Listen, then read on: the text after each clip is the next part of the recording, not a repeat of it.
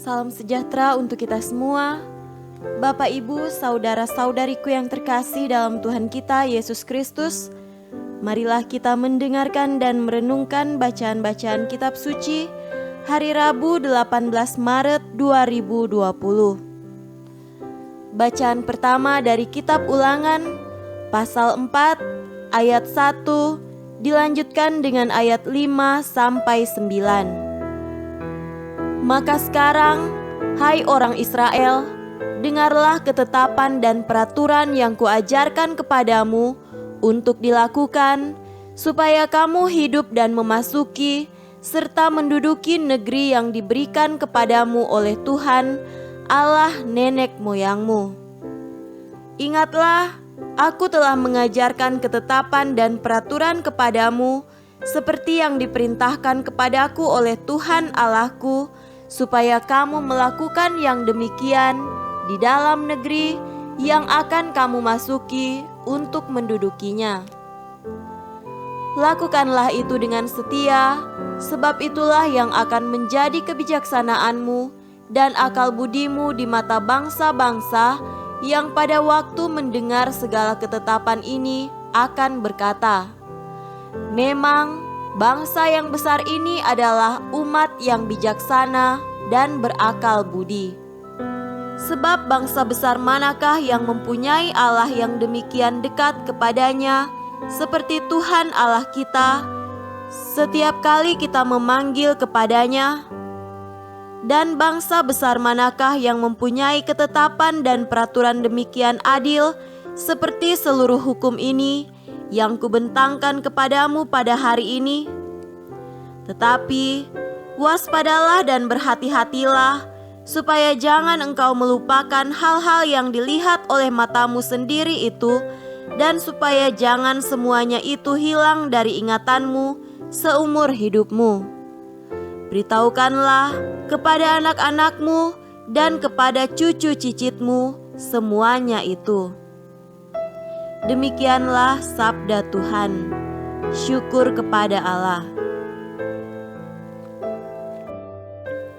Tuhan beserta kita sekarang dan selama-lamanya. Inilah Injil Yesus Kristus menurut Matius. Dimuliakanlah Tuhan. Injil Matius pasal 5 ayat 17 sampai 19. Janganlah kamu menyangka bahwa aku datang untuk meniadakan hukum Taurat atau kitab para nabi. Aku datang bukan untuk meniadakannya, melainkan untuk menggenapinya. Karena aku berkata kepadamu, sesungguhnya selama belum lenyap langit dan bumi ini, satu iota atau satu titik pun tidak akan ditiadakan dari hukum Taurat sebelum semuanya terjadi. Karena itu, siapa yang meniadakan salah satu perintah hukum Taurat sekalipun yang paling kecil dan mengajarkannya demikian kepada orang lain, ia akan menduduki tempat yang paling rendah di dalam kerajaan sorga. Tetapi siapa yang melakukan dan mengajarkan segala perintah-perintah hukum Taurat, ia akan menduduki tempat yang tinggi di dalam kerajaan surga. Demikianlah Injil Tuhan. Terpujilah Kristus.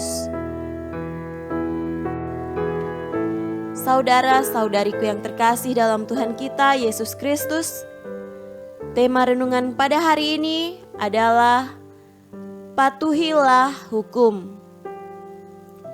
Suatu ketika, para polisi mengadakan razia kendaraan di suatu tempat. Pada waktu itu, tertangkaplah seorang perempuan yang mengendarai kendaraan tanpa ada surat izin berkendara. Perempuan itu tentu saja mencoba melawan para polisi yang menilangnya. Apakah Bapak tahu siapa bapak saya? Bapak saya itu jenderal. Bagi perempuan itu, sebagai anak jenderal, bukan persoalan baginya bila ia tidak mentaati aturan berlalu lintas. Akan tetapi, para polisi tidak menggubris perkataan perempuan itu. sikap perempuan itu berbeda sekali dengan Yesus. Sepanjang karya pelayanannya di dunia ini, Yesus tidak bersikap arogan. Sebagai anak Allah yang maha tinggi, Yesus tentu memiliki kuasa yang begitu besar. Ia dapat bertindak sewenang-wenang sesuka hatinya. Bisa pula dikatakan bahwa ia berkuasa di atas hukum yang ada. Bila Yesus hendak main kuasa sebagai anak Allah, putra Bapa, dan melanggar hukum di dunia ini, maka tidak ada orang yang berani untuk menegur. Bahkan bila Yesus hendak meniadakan suatu hukum, siapa yang berani menghalanginya?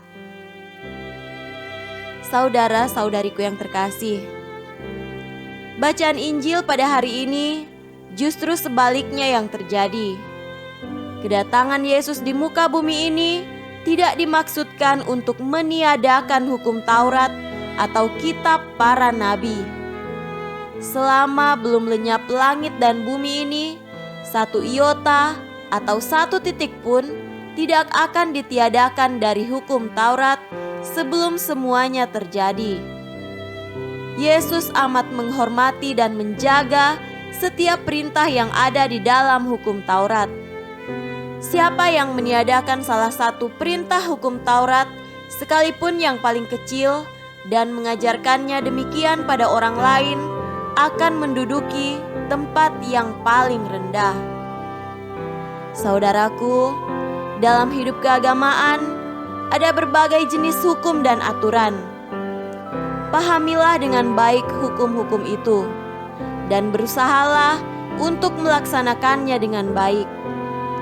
Perbiasakanlah diri kita untuk taat pada hukum dan aturan yang ada dan tidak bertindak sembarangan.